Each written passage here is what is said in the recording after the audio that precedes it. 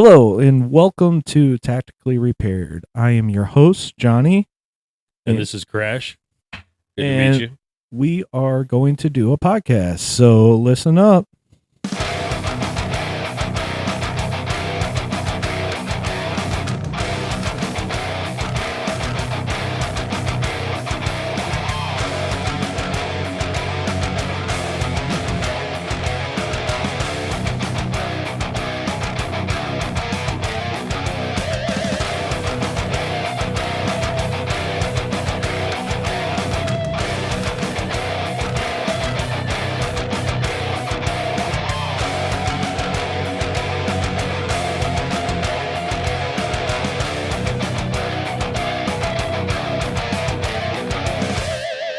All right, and here we go. Like I said before, my name is Johnny, and this is my best friend Crash, and we are going to start a podcast. And today is actually episode 1.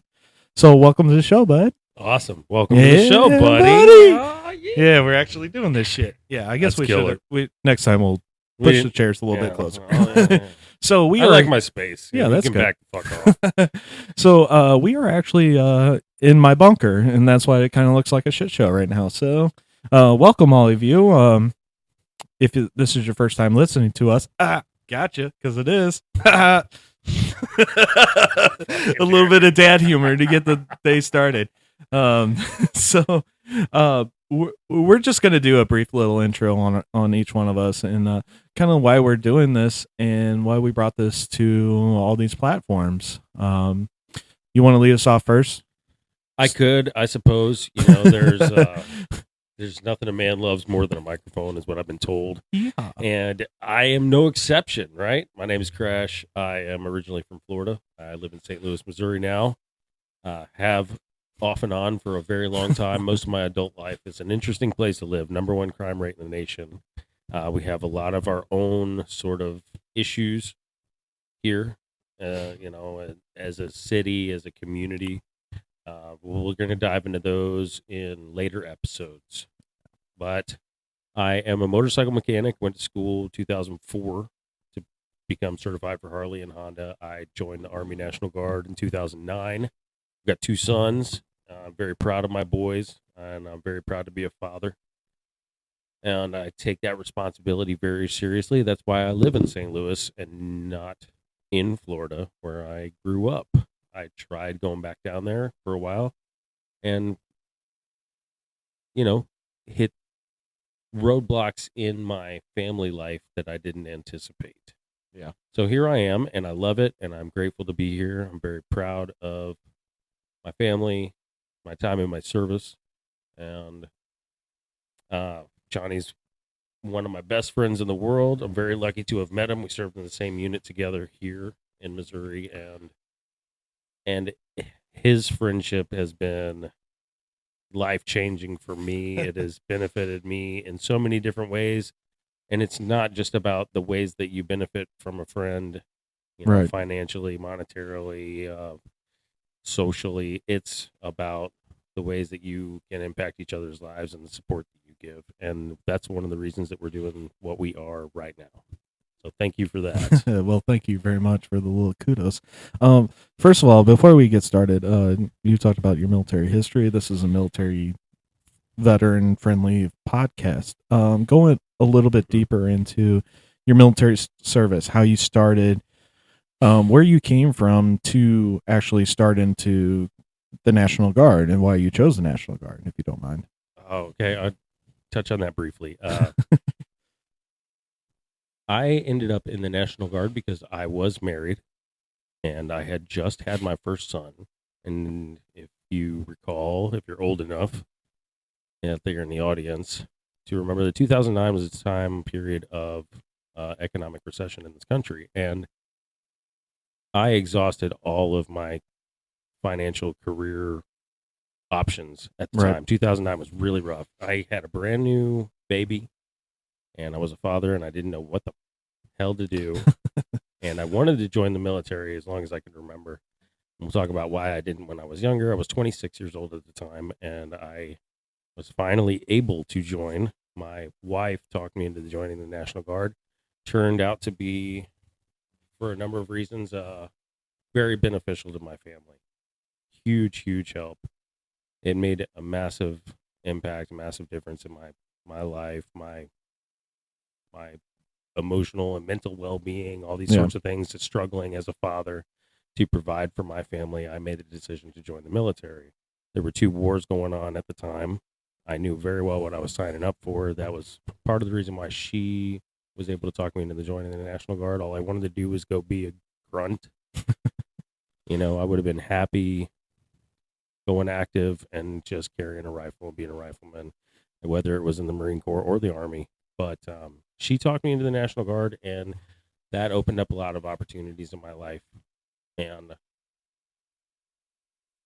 I would be lying if I didn't say I didn't have regrets about not going active duty, but I do have a lot of amazing experiences, and it's impacted me in a lot of really great ways having joined the National Guard and gone through that Okay. avenue.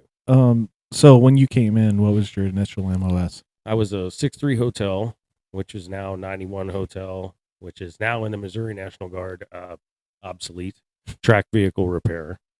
I went to Aberdeen Proving Grounds, and I started out enlisted. I was a brand new private. Got to my company, 1035th SMC here in Jefferson Barracks. Went later to OCS. Okay. And became an officer. Went to the dark side, as they say. Yep. I did that for a number of years, and then and I actually was, as a lieutenant, had 2 posts as company commander. Nice. Which is almost unheard of. Had a lot of great times with it. 11 years in, and I was out. Yeah. So now I'm a civilian. That's why I got big stupid beard, tattoos on my hands. Lucky bastard. And that is totally intentional. That way they can't take me back. Fuck them. Yeah. Okay. A little bit about me is I had the opportunity to join the National Guard when I was actually in high school, and I kind of fumbled that because I was doing a bunch of stuff, playing sports, playing band. I didn't really want to give that up my junior to senior summer because I was being a kid. I was living my life. So, As you should. Yeah. I mean, that was back in 2004, 2005. So I never signed up. Fast forward to graduating, I chased a girl down south to Mississippi for a couple months, and then came back whenever we started fighting a little bit. I was like, I can't do this. I worked in a factory for a little bit, and then I was like looking at my life. I was like, what the hell am I doing? Mm-hmm. It's like I'm not doing anything. I'm needed purpose. Up. Yeah. Ooh, that's loud. But yeah, I was working in a factory, and I was doing 12-hour shifts, 4 days a week, 1 week, 3 days a week, the other week, and it's like I don't have time to go out. I don't have time to party. I mean, I still did because I was a kid, but it's like I can't see myself doing that for 50 years till I'm 70. Oh, hell no. Nope. Not only no, but hell no. Yeah, right. So I just got fed up with everything one day, and I drove to the state capitol where our headquarters is, and I was like, hey, let me in the door. And the recruiter's like, okay, why do you want to join? It's like, man, I lived everywhere. I've been across the country. I lived in California for a time as a child. I lived in Mississippi for a while. I got family a little bit of everywhere. I've been to well, at the time I've been to Texas, I've been to Colorado. To me, Missouri was kind of home. We always came back from California as a kid to Missouri, and that was home. So whenever it was my decision, I was like, okay, I want to protect my home. I want to protect my family. I get that there's a bigger picture of, being in the Army, but, for me being in the National Guard, it was like, I'm protecting my home. Mm-hmm. And yeah, absolutely. So when I came in, I tested into a little bit of the higher profile stuff. I selected microwave communications, went to Augusta, Georgia. I was there for a long time. Actually, whenever I came back, it was almost 11 months between basic training and advanced training that I was stuck between South Carolina and Fort Jackson and that adds up. Fort Gordon. Yeah, it's like I'm 20 years old. I thought it was just 1 week in a month and 2 weeks a year right, in the National Guard. What the fuck? Well, we'll get into that drama later. Yeah. But then it's like I've been in since 2006 now. I'm almost at 17 years. Right. I mean, the finish line for me is right around the corner. And you're still a young man. Yeah, I'm 37. That's fucking awesome. Yeah, some days I wake up and I'm like, "Ooh, buddy, this hurts a little," but but there's other days where I'm like, "All right, let's go do something stupid." So, No way. speaking of doing something stupid, so here we are on this podcast. Yeah. We gave a little bit of an intro to who we are, how long we've been in and stuff like that, and a couple months ago, we were both kind of bouncing the idea about doing a veterans podcast because, it's kind of one of those things that gets missed. And then Right, and there are a number of podcasts out there that are sort of geared towards the veteran community or just in general American patriots, right, that sort of thing, and people want to hear everyone else's story. We all have something to say. Everybody has a voice that they feel they want Right. heard. I think that one of the reasons that we kind of stand out in that community is because we're just average working class guys. Yeah. And we took up arms and we swore an oath, and we're doing that thing. But we have things that we can contribute to our community and to society that are a little bit different from your average like war story hero sort of thing. Everybody, it gets hyper focused on a couple of different specific groups in the community. And the veteran community is vast, and there are a lot of different voices to be heard, and that's kind of where we come in to this. We're trying to shed a little bit of light on something in that aspect where we want to give people an avenue to get either help or to get heard or to just vocalize their thoughts and opinions. I'm kind of rambling right now, you're but good, man. but the whole idea of this is, yeah, we're sort of rear echelon guys. I was in logistics. I was a mechanic. I started off in commo. You started off in comms, mechanics, and we met serving together in a maintenance company. We've done state emergency duty together. Wow, we're not going to say which one. We're not going to get into all that yet, right? Yeah, but there are a lot of guys and gals, women, men, who served that are not just at the tip of the spear. There are a lot of people who others consider pogues and they don't have a voice. Yeah. However, there are uncategorized 22 veterans a day committing suicide that experienced PTSD, that were in the rear with the gear and went through hardships, some really hard situations, some difficulties, some adversity that they had to power through, and those stories can definitely be inspirational and are important for everyone to recognize and hear. And one of the things is like a lot of those stories through the military go unheard. Absolutely. Like a lot of the families know the stories. The family, of course, the families know the stories. They have to deal with that hard. Families don't always know the stories. I mean, maybe not the mental stories, but they know the stories of, hey, the soldier passed away. And for us being military, it's like, well, now sometimes it just shows up as a number, or it shows up as a reason to have a PowerPoint. Right. And that's what, that's what they look at. They're looking at a numbers statistic, and we kind of want to dive a little bit deeper into that. We support organizations that give back to the troops. We both participate in American Legion. I'm also in an AMVETS group, and those are organizations that give back. Here in St. Louis, they just got that homeless veterans small housing project they're working on, which is fantastic. I agree. It's been an issue that's been ongoing forever, nationwide, for decades, and it's not new. It's not new, but thank goodness that people are starting to pay attention to it, because there's so many different organizations like Grunt Style Foundation who are working to push that forward into into the conversation. Right. And also like the Till Valhalla project that, that is strictly about veterans that commit suicide. That's where a lot of their stuff goes to. And Hell yeah. both those organizations, we support 100%. But with that being said, let's try to keep this uplifting a little bit. Fuck yeah. I mean, we could sit here and ramble all day, which, us being really good friends, that's easy. We're real good at that. We're really good at just spending hours like, hey man, yeah, I gotta go. Well, did I tell you about this?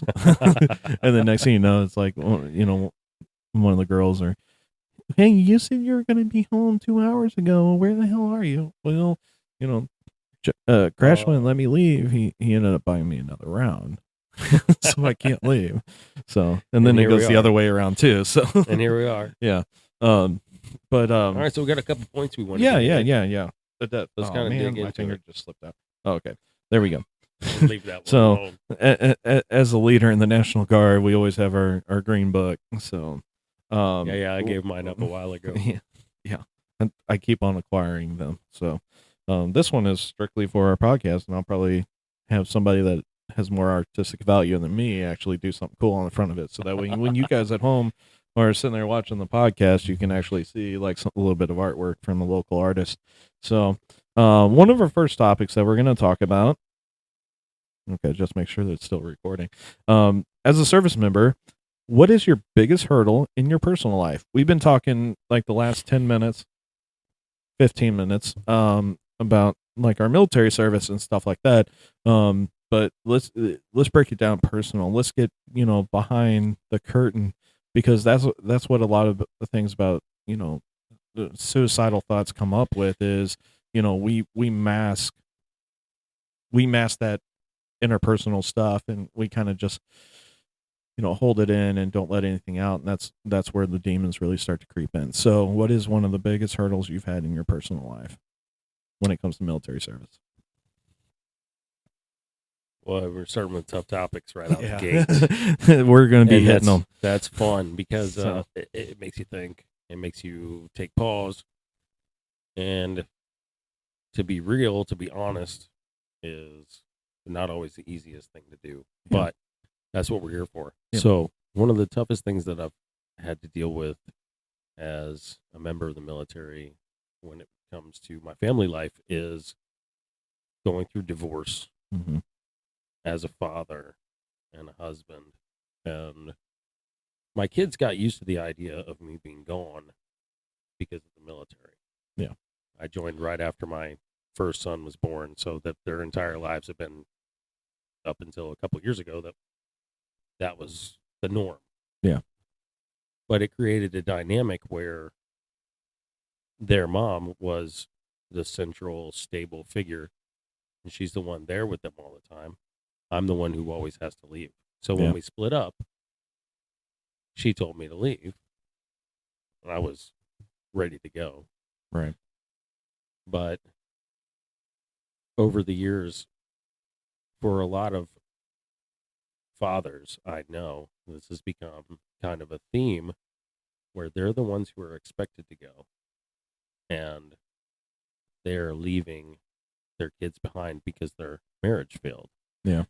And you lose time. You have to fight. It costs thousands and thousands of dollars to be able to get 50-50 custody, which you were a 50-50 participant in the creating and birthing and raising of the kids up until that point. But all of a sudden, you have to fight to be able to ask for those same things that you almost took for granted before.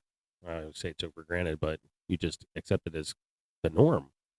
That was the norm. You were a 50-50 parent in that relationship before. All of a sudden, now it's going to cost you thousands of dollars to have to fight to have that. And that was a really difficult thing. And then you add on top of it, explaining to the people that you work alongside that you are going through a hardship like that, and they don't exactly know how to support you. They don't know what to say, except everybody has gone through it. Yeah. Almost every NCO you ever met with more than a year or two wearing stripes almost every officer, almost every leader you've met in the military has gone through something similar. The vast majority have experienced divorce, Well, and even they are the ones who are leaving their kids behind, yeah, and then they have to go back and ask permission to have that time with their right. kids again, I and mean, that's been one of the greatest difficulties for I me. think it's anybody that's been probably in the service for a term, you know, the 4 year, 6 year, because I Yep. mean, you got E4s, you know, that You're the one leaving, yeah, yeah, you're the one that's leaving. It's right? not that spouse. That spouse can sit there and you know still to help develop that child. But if there is a toxic relationship between you and your spouse, it's gonna, you know, It creates a dynamic right. where Yeah. you get stuck in patterns with people. You get stuck in a sort of a loop with how you interact with individuals in your lives, and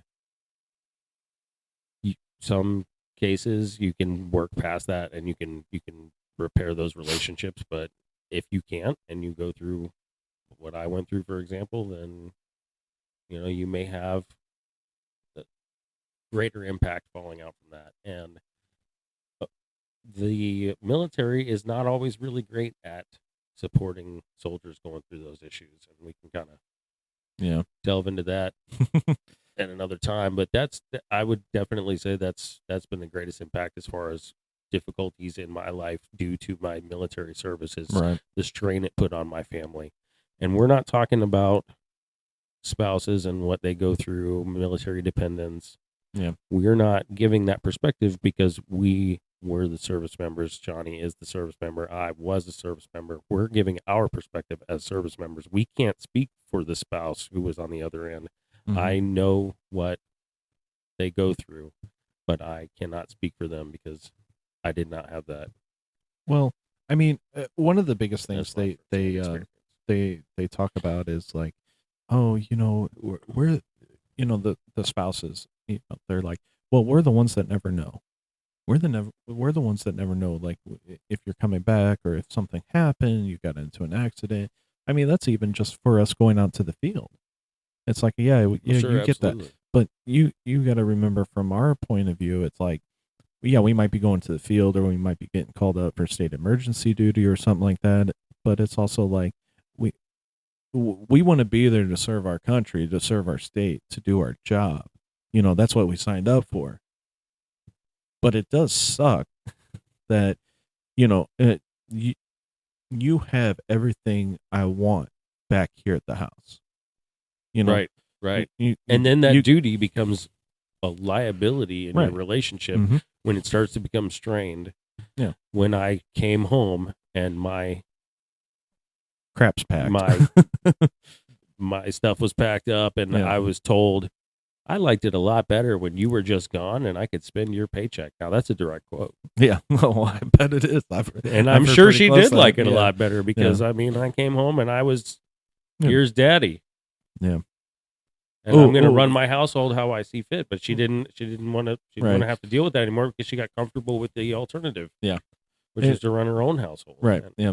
And there I've it seen is. that, like, unfortunately I don't have any children of my own, but you know, I've seen that with spouses. It's like, okay, well you came home from this and I had everything set up this way. Now I got a schedule built and now you're being reintroduced to that and you're kind of screwing with my system. You know, it's Right. like you know, on Fridays I'm I trying go to out. reintegrate on Yeah. every aspect, Right. and that's not always Yeah. possible 100% Yeah. right out the gate. And that's if people could take a moment to slow down and step back and recognize that Yeah. doesn't need to happen 100% right out the gate. Let's Right. Yeah. reintegrate in a Just little smoother way. yeah. Just know out there that we want to be home. We want to take care of our kids, but we also Absolutely. want to serve our country. We want to be um, that force moving forward that protects people. I know that's one of the biggest things with me. It's like you know, I I might not be doing as much as you know those that small percentage of troops that are you know combat troops, but I still want to do my job. I still want to do my part in protecting my country, and you know, but on the other end, I do want to be home. I do miss home whenever I'm gone. You know, but staying Absolutely. busy with the Absolutely. mission is what kind of keeps those demons away. Does it work all the time? No. I mean, I was gone for a little bit for school, and I still had demons popping up. I had demons popping up that I thought I had resolved. Right. And it's like it's going to come back to you. It's just it's a matter of how you're Right. going to handle it. Mm-hmm. Yeah. And I know one of the biggest things for me with, going doing service stuff is like I'm a small business owner. I'm a veteran owned small business. I do construction. I'm working on houses all the time. On the rehab portion of it. So how does that impact you when you have to Oh. just all of a sudden pick up and leave, and you have people who depend on you. You have timelines. You have projects that you need to complete by a certain date, and all of a sudden you have something else it's dropped in your lap. What do you do? It's not only the investors that work with me, but it's also the employees that I have. If I have employees at the time, I mean, I'm a very small business, but there's been times where I've had, up to 5-6 employees. Right. And it's like, I'm sorry, I try to train you guys. You guys are just not catching on enough that I can leave you here to handle projects. So we're going to have to shut down until I come back. Oh, okay. And then you have to worry about whether they're going to come back. Right. When you come home. And it's like, well, how long are you going to be gone for? It's like, yes. Yes. I'm going to be gone between here and there. I don't know. It's a blank check that we wrote. Absolutely. We can be. I could be called up right now. Hey, there's this. Got to go here. You got to fill some sandbags, or go pass out food during the middle of a tornado or something, or after a tornado. But for me, that's really hard. It's like I've lost a lot of investors doing this. I've lost a lot of employees doing this. Some good, some thankfully. I had to close up shop because they were horrible, and trying to fire help is hard whenever you don't have help to replace it.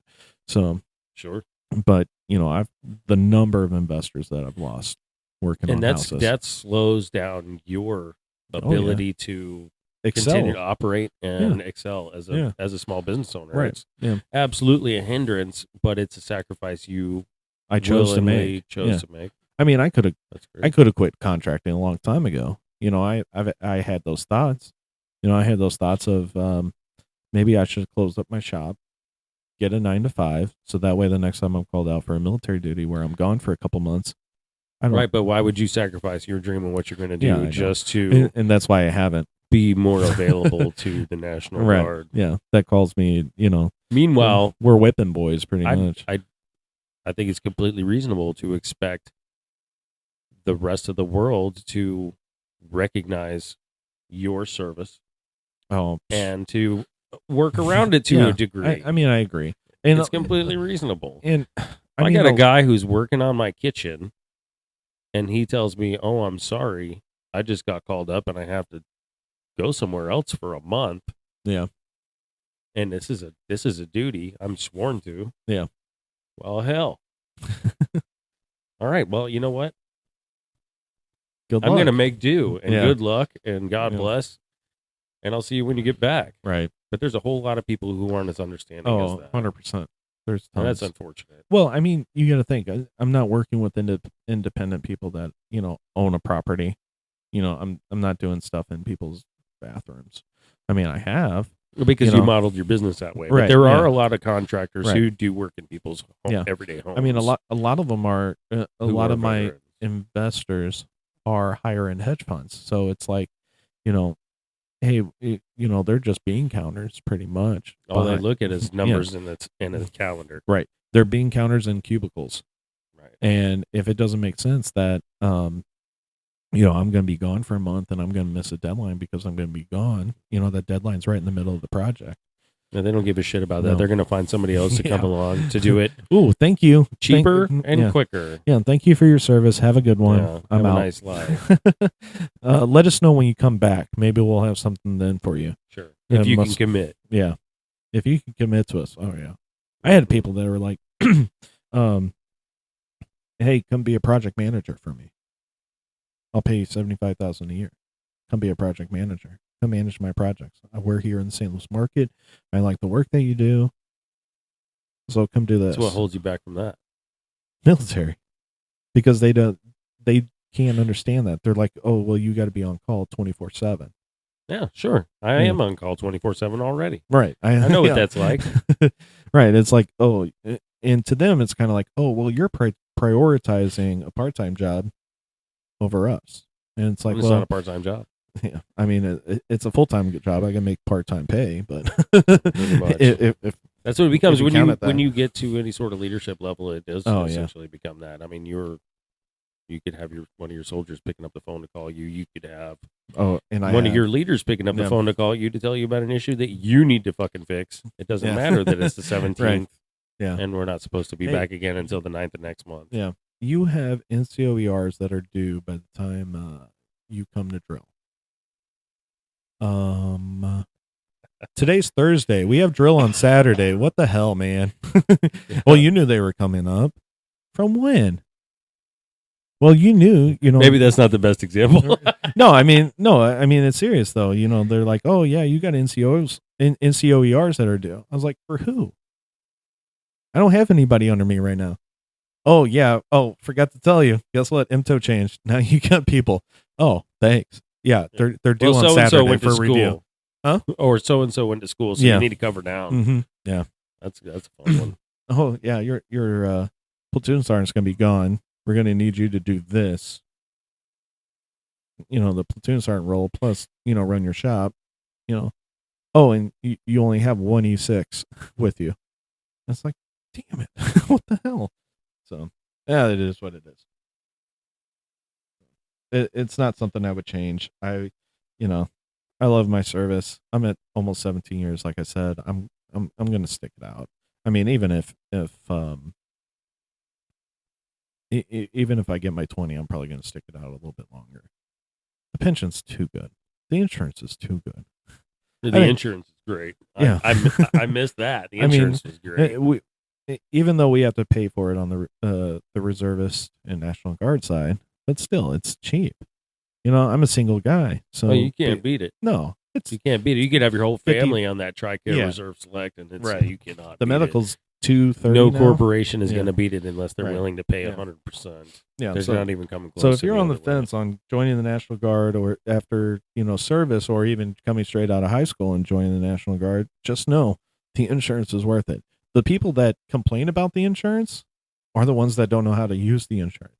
It's kind of like the tax loopholes. If you don't know about it and you don't do your research about it, of course you're not going to bring home enough after taxes. But Right. it's same thing Right. with TRICARE. If you know how to use the system, you go out to a primary care manager and you get a referral for a sore knee, they'll let you go to orthopedic. Well, Now, I know guys our age that are family men who have never been in the service, and they're spending $600 to $800 up to $1,000 a month Easy. for health insurance Easy. for their family. That's insane. Yeah. That's insane. I got one of our buddies that's $1,000 a month. Well, you're making $50,000 a year, and now $12,000 right. $12,000 a year is going towards insurance. Yeah. It's nuts. But yeah, one of the guys that's an E5, he's been stuck at the E5 position because his MOS, there's only a couple spots in the state. I was like, well, you gonna change MOSs? Nah, man. This is my field. Like, I do this on the civilian side. I'm great at it. I'm a manager, blah, blah, blah. On the civilian side, I'm doing this in the Guard. I'm not doing anything else. And I was like, well, are you going to stick it out and do 20? He's like, yeah. I got a family, a wife and two kids. I'm not going anywhere. $230 a month. My civilian job charges me, like you said, $600 a month. Yeah. Yeah. Dental. You're just giving Dental's yourself stupid. a raise. You're giving up 1 weekend a month. Yeah. 2 weeks a year, Plus- typically, unless you're. Plus, we're making a pension. I'm making a pension. Guess what? In 3 years, whenever I get out or if I stay in past that, I'm going to have a pension right there. Yeah. In my back pocket.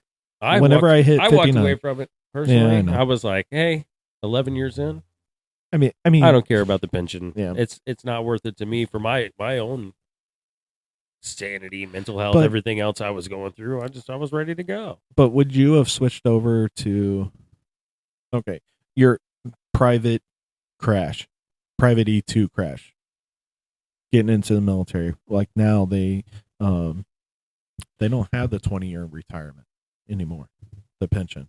What it you is gotta the buy it's into blended. a whole new system. Yeah, See, no, that's it's something blended. It's I blended can't really retirement. speak on. We're So- gonna have to No, I pull no, up I, an no, no, SME no, on no. that one. I know you don't know much about it, but it's pretty much a 401k system. If you're a Right. service member and Which to we me were is very scary because the stock market, and, Yeah, that's something we inflation don't have to and all get this into, other but, crazy shit I mean- going on in the world right now. but they actually do a match on it. And it's like, okay, well, if I had less than 6 years of service and I knew I was going to do 20, yeah, I would do it. I would do it in a heartbeat. I would do, whatever I could afford. We still had the TSP. I still am a part of the TSP. So, Mhm. it is what it is. But yeah, that blended retirement system now is taking over for the 20-year pension. So we'll see. Yeah, But- that's a whole Whole can of nother worms, tangent. man. That's Yeah. a whole can of worms. Yeah.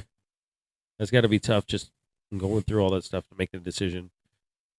Trying to inform those soldiers Yeah. how they can maximize those benefits. Of course. Yeah. And that's a lot of things. Seek out help for that stuff. That's what mentors Yeah, are for. If no you don't have a kidding. mentor, If you don't holy have cow. yeah, if you if don't you- have someone who can Mhm. kind of help guide you, who's been through the shit before, Yeah. you need to find someone now If- who if- can if you be your don't- mentor if you don't have in an your E5, civilian career, in Oh, your yeah. military career. right? Yeah, 100%. Why are you just winging it? Yeah, You. I was an idiot many times. I don't need to just wing it. There's plenty of people who have done it better than me 100,000 times. Yeah. Over. Yeah, if you're in the military, National Guard, reserves, active duty, anywhere across that, and you don't have a leader in your group that can actually take the time to actually show you stuff, you need to find one. It's hella important. It's to not find playing somebody. politics. It's not Right. kissing ass. It's just you finding a mentor, somebody who Mhm. can talk to you Yeah, in a talk way shop. that is straightforward. Yeah, be able to talk shop with that person, and it doesn't even have to be in your direct chain of command. No, a mentor it's better can- if it's not. right, yeah, because that person might gaslight you or hold things against you. But find somebody that's knowledgeable. I mean, I know many friends in the military that really have that ability to be mentors. I mean, they're equal to me and they're mentors to me. But And- they don't necessarily think of it that way. No, it's just a friendship. Right. But Yeah. but they're valued and their opinions are valued and they're definitely underrated. Oh, 100%. Yeah. A lot of times it's the ones that are, stuck in a rank and they can't move up. So they don't want to get out, but yet they're 45 years old as an E5, E6, and they have no upper mobility for, to make that next promotion, but they still don't want to get out. And they're But like, man, they've seen a lot and they've done a lot. they've seen a lot. Yeah. A lot of these guys have been in since, early 2000s. I know I'm an old man now in the military. I'm that grumpy E6 now. Crazy but, to think about. Yeah. Yeah. But, they call me old school now, and it's like, I don't consider myself old school, but I guess to these, young troops, I am. I'm old school. Right. Yeah. They- Right. Now people look at me and out in the world, and I'm the old man, but I still like mentally sometimes I'm a 22-year-old dipshit. Yeah, me too. 100%. Like, hey, let's go around and screw off. Okay. Let's I'm get down. let's get into something stupid this week. Yeah. Right. Oh man, there's been many of text messages between us. Hey, you want to go do something stupid? Yeah. Or hey, I got this stupid idea. Ooh, I'm down. That sounds funny. That's all you say. It's I'm like, in. hey, I got this stupid idea. You don't even tell me what the idea is, and it's like, okay, let's go, man. Let's throw it down. Let's see. yeah. Like, how many days am I going to sleep on the couch for this one? Hopefully none if you're running your household, right? Yeah. Okay. Well, Keep that's a that in different. That's a different story. Oh, what the fuck ever. I mean, we can hold off on that one. I mean, that could be another topic for a future show. Oh, we It's got like, all kind of oh, yeah. stories. Yeah, We'll get into we some got thousands stories. of stories. We'll get into some stories. But one of the things that we really want to talk about on this podcast is, learning how to de-stress ourselves, how to diffuse situations, de-escalate yourself. And I know for me, one of the ways I de-escalate myself is I do a lot of things. I'm a very active person. I mean, you know me forever. I run around here with my hair on fire most of the time, not just because, I'm a borderline strawberry blonde redhead, but I just run around. I'm crazy. Nonstop, I'm on the go, nonstop. constantly. Yeah, I'm always on the Then go. you don't have time to really slow down, Right. and contemplate everything and overthink it the way that we do, and overanalyze everything. And that was and what focus on it and add that compounded stress yeah. of having And- overanalyzed everything that you're doing. And I know, like, for me, a couple of the things that I do to stress, like, yes, I'm on the go, and yes, it's an activity, and I see it as a way to build a social life with myself. Is, I play co-ed softball on Sunday and Monday nights down in, south of St. Louis by 20 miles. To me, that's fun.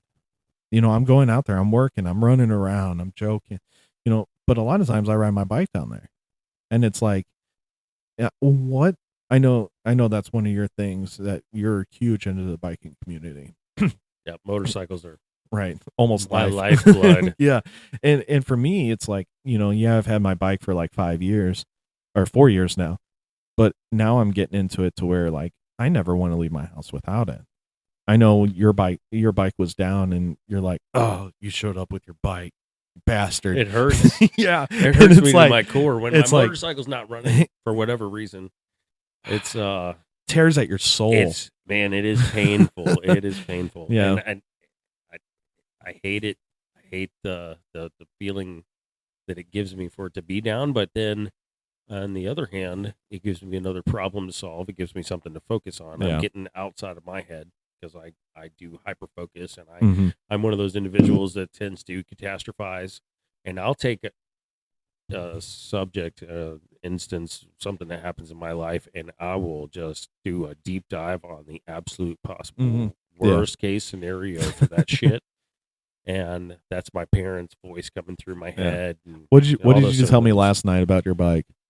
Oh my god! I was positive that the bearing on the left side of my crank was Gone. eating itself, Yeah. and that I was going to have to rebuild my motor from the crank out. Yeah. And Which then is today, all summer right, project. and then right, and I was never going to ride the rest of 2023. I was going to have to rip the whole thing out, and then on top of it, I might as well rebuild the transmission while I'm in there, and all these other change things. clutches, change gears, and So because you just changed. I went to go primary. fire up my bike, and I'm like, I want to hear it run this morning. After thinking about it all weekend, I wanted to hear it run this morning, and lo and behold, it's intermittent starter engagement. Yeah. And it sounds like grinding gears, and it's on the left side there, and Right when you're where going your down, and it was starter only happening while I was going down the road, so my Yeah. motorcycle's loud as fuck, and it's 35 miles an Right. hour in second gear, and I'm winding it out, and I hear a little, but and that's difficult to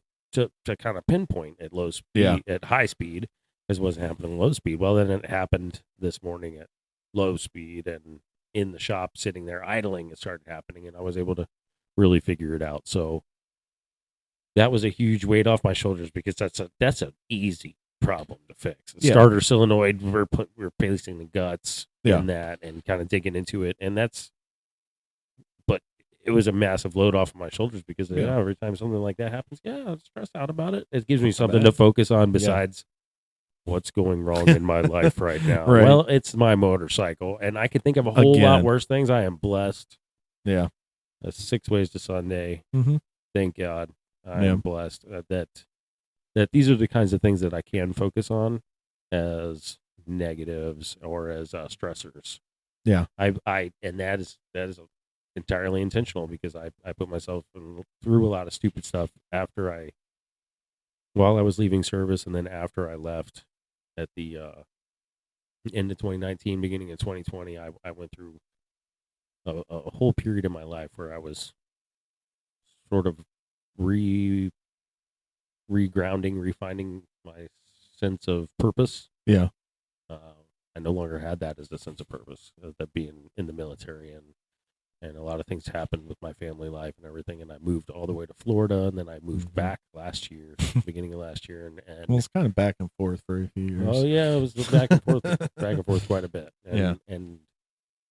and I'm just last year started to feel like I was kind of waking back up and starting to get some grounding under my feet and finding that sense of purpose. And thank God for my motorcycle, Right. because it has definitely, as many times as I've put my life in danger with it, being stupid as Right, hell, yeah. going riding way too fast, Dodging. getting ignorant, Yeah. big gnarly burnouts, all those sort of things. It really it feeds my soul in a lot of ways. It gives me something really to focus on, and it's not just a hobby for me. It's almost like an obsession. Yeah. I know one of the biggest things with me riding is whenever that wind is blowing in your head, like it's coming through your ears. You're doing 70 miles an hour down the interstate. You got that wind blowing just on you. You can't hear anything else. You can't hear the stress of life. You can't hear your spouse yelling at you. Everything can't- else starts to yeah. fade away. Yeah, you can't hear, oh, how are we going to pay the bills? Or, oh, I'm for me personally, you're like, oh, I'm behind on this deadline. Or how am I going to make payroll next week? It's Right. one of those things. It's like all that's gone. That's one of the most beautiful things Oh about my God, motorcycles yes. is being able to get into the moment and letting everything else sort Go. of fade away. Yeah. And that can be a different thing for everybody. And it's a distraction from the everyday, sure. Right. But it's a pretty healthy way to distract yourself from the everyday, to give you something to focus on outside of yourself and your issues and your problems, not to run away from them forever or to leave them be, but to remind yourself that what is happening in your life now is important. Like, life right now is the most important thing. Your time is the most important thing you have. It's the most valuable thing you have. Everybody's told that over and over again, and people forget it because they're hoping for the next best thing. They're hoping for the Right. next thing. They're hoping for the next level. They're always trying to achieve that next goal, and then they forget that they need to live now. I know with me, it's like, if I've had a crappy day, and I can't get on the bike, I'll turn on a video game and I'll lose myself in the video game. And next thing you know, it's like 2.5 hours later. I sat down at like 10:30 to play a video game after the girlfriend went to bed. And next thing you know, it's 12:30, 1 o'clock. She comes out. Are you coming to bed? What? What time is it? I wasn't really worried about it. Yeah. It's 1 o'clock. Yeah. What? So oh crap! I guess I go to. I guess I'll go to bed now. But it's one of those things. It's like, I was freaking out about everything else. I was freaking. It gives you an opportunity to kind of tune out the BS and the noise, 100%. because everybody has noise, and we all have to have our coping mechanisms. Right. And you can. Yeah. There's a whole lot worse ways to cope. I don't always have the healthiest right. Yeah. But we're not coping mechanisms. Yeah, we're not adversaries for our coping style. We're still trying to figure it out. Right. Independently trying to figure it out. But it is one of those things. And we just want to put it out there that, like, I know you and I have bounced a lot of stuff off each other, and I appreciate your friendship immensely. But if you are going through tough times, like anybody out there, contact one of us. We'll put our social medias on there so that way you guys can reach out to us. And, we have some means to help you out. If not, we'll try and help. But if you are going through that hard time, reach out to us. I rather, I don't know. I'd rather give something up than help somebody out. I'm always one of those first ones to volunteer for stuff and try to help out. One of our go-to things as American men is that we isolate and we compartmentalize issues, and we downplay it and everything else. Mm-hmm. And you have to have sort of community around you. Right.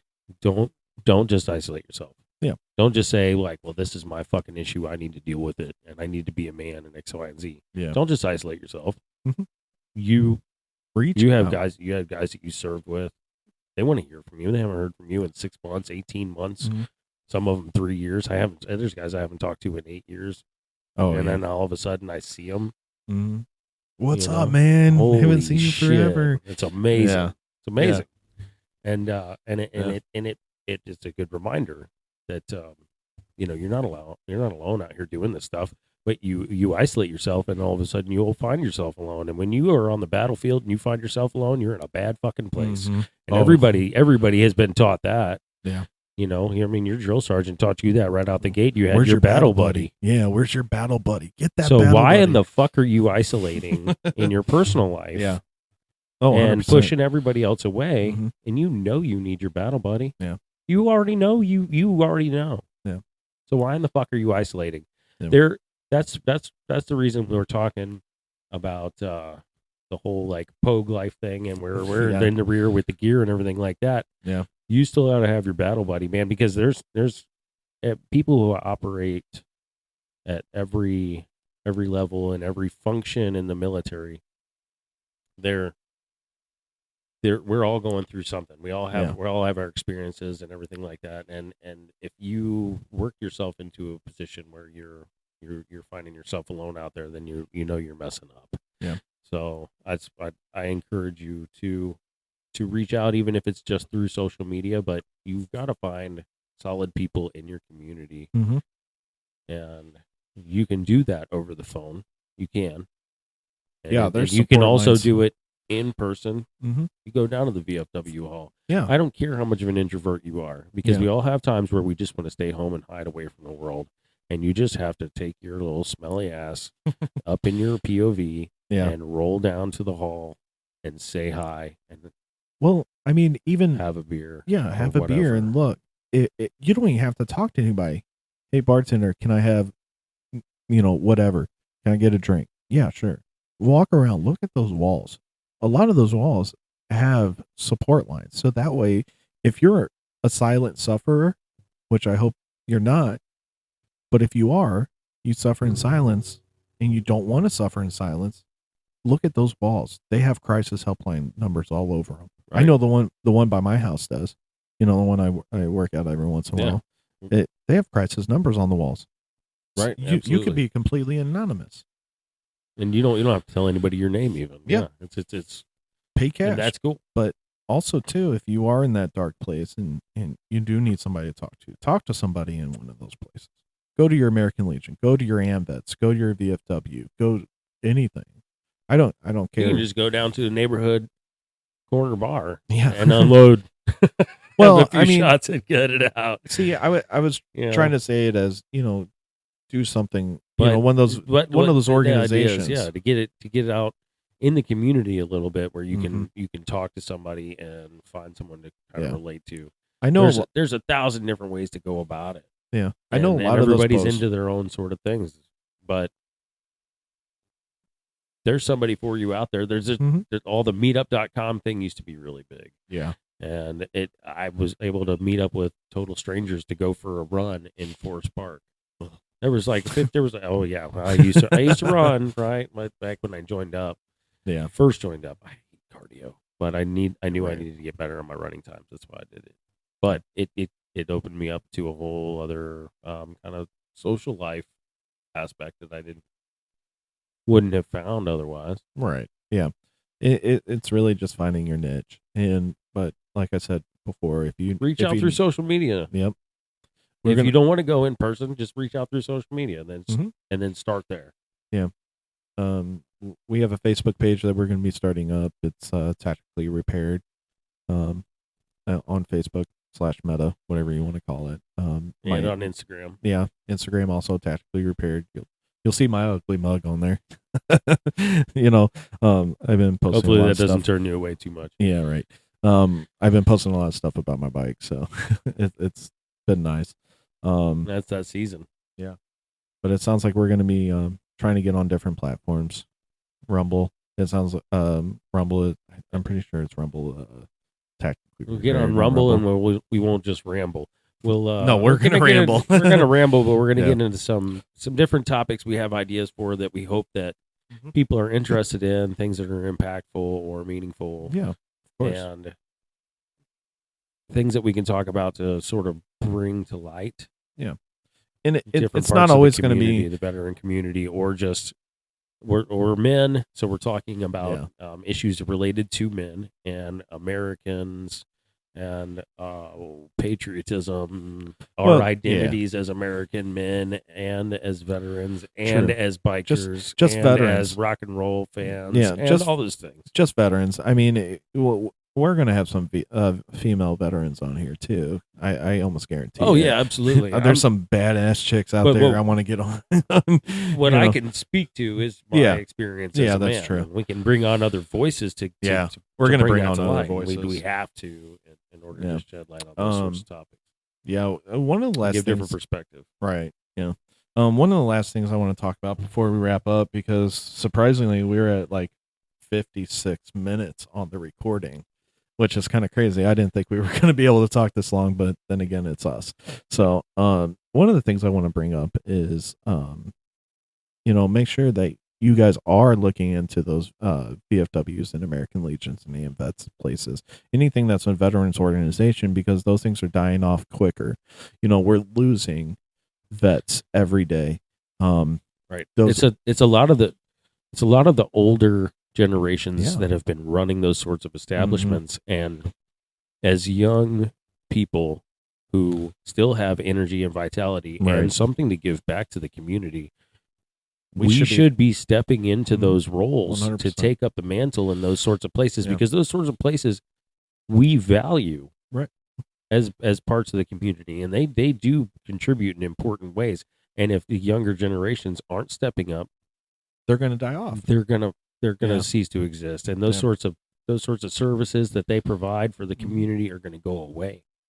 Yeah, that's going to be one of our topics that we talk about in the future is, I do want to bring up, trying to get some of these older guys on here. I want to hear some of their stories. Hell yeah. I want to hear try to get some Korean War vets in here, some Vietnam vets, if we can find any, some World War II vets.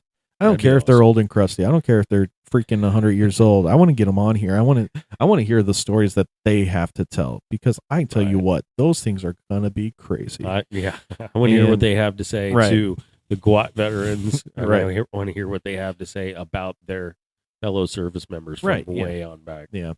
Too Yeah. cool. I do want to do that. And because those are the voices that are being, They're being lost. yeah, they are. They're being lost. Those stories are being lost. I want to help try to preserve some of those.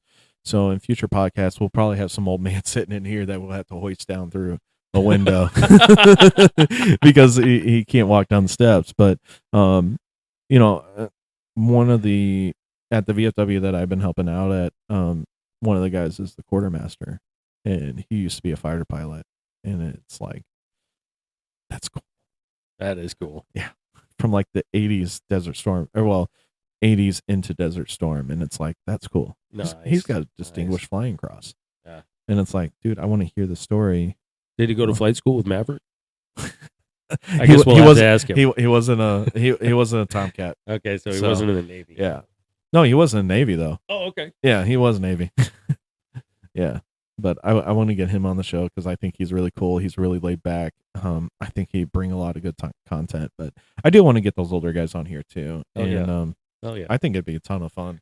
I think it'd be a ton of fun for us. Hopefully you guys would enjoy it. Like I said, I'm every podcast that we do, I'm going to preach, getting into those veteran organizations in your community, no matter what it is. Even if it's like Marine Corps League, I don't know. So, with that being said, we're going to start wrapping up the show. We're actually a couple seconds away from 1 hour being on this podcast. Yep. And we just want to say thanks. If you managed to make it through an entire hour of listening to us ramble about our history Nothing. and our mission, and not for nothing. Well, but yeah, not for here nothing, we but are, Yeah. and we want to hear feedback from you about the kind of things that you want to hear. We're going to Of sit here course. and do our own little AAR, and we've got. Well, I mean, all we're gonna kinds do of it on here. ideas, right? Yeah. kind of. Kind of. But yeah, let's yeah, like he was saying, we want to hear what you guys want to listen to. You know, what topics as your kind of veteran, whoever you are, do you want to hear about? Do you want us to bring up, closing allowances, or I don't know, shooting ranges that we should be going to, things of that nature. We don't care. Just drop us, a follow on all of our socials. Send us a message on all of our socials. We're going to be posting this up to YouTube once we get everything figured out on how to do that. Mashing the video with the audio. You plug the intro guy again, Mark. Oh, I forgot his band.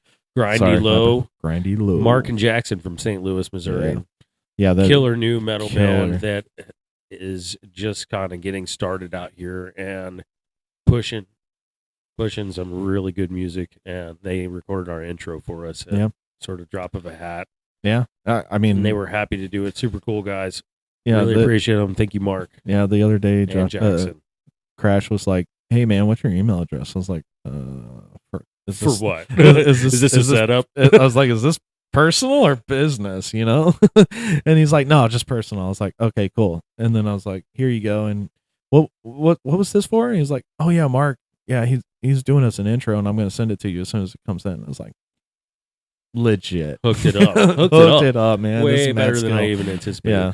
Awesome. These guys are killer musicians. They got some, but also if you're in chops, if you're a veteran in the St. Louis community and you guys want to hook up and meet up, grab a beer, grab a drink or a beverage, whatever you want to call it, or even just kick it. And just kick it and chill. Hit us up on the socials. Like I said, it's Tactically Repaired on Facebook and Instagram. We're gonna be posting this to YouTube and Rumble, and hopefully, like the audio, we'll be able to maybe talk somebody into letting us post it on like an actual podcast page. Right. Some of the other platforms, maybe iTunes, Spotify, whatever. Something like we'll that. get there eventually. Yeah. We're less technically proficient. But but if you have skills in that and you are in the St. Louis market and you want to volunteer some service to us, and help us out with it, just hook us or hit us up on the socials and we'll be happy to give you a shout out. And if you can mash video and audio together, or if you can help us with lighting, maybe we would appreciate the help 100%, because we just want to continue our message. We're just trying to learn and figure this out as we make it. I mean, it's going to be some rough ones, but I hope you guys are all interested in this podcast, because I know we are. And we thank you for tuning in. Yeah, so let's call it a show.